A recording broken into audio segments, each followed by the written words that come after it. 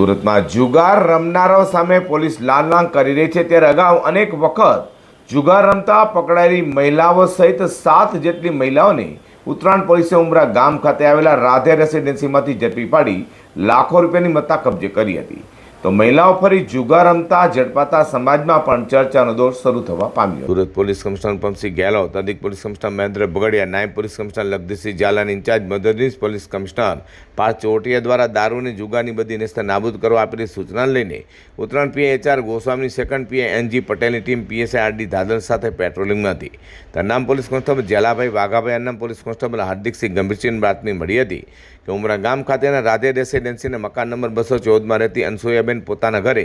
બહારથી મહિલાઓને બોલાવી જુગાર રમાડી રહી છે. જે માહિતીના આધારે ઉત્તરાયણ પોલીસે ઉમરા ગામ રાધે રેસિડેન્સીના મકાન નંબર 214માં દરોડા પાડતા ત્યાં મકાનના પહેલા માળે રૂમમાંથી જુગાર રમતી 7 મહિલાઓ, જેમાં મકાન માલિક નાળ ઉગનાવરા મૂળ જામનગરના બાંગાની અનસુયાબેન રાજેશભાઈ મુંગરા તથા જુગાર રમવા આવેલી જુગારી મહિલાઓ, તેમાં મૂળ જૂનાગઢના વિસાવદરની અને હાલ વેલંજા રામવાટિકા સોસાયટીમાં રહેતી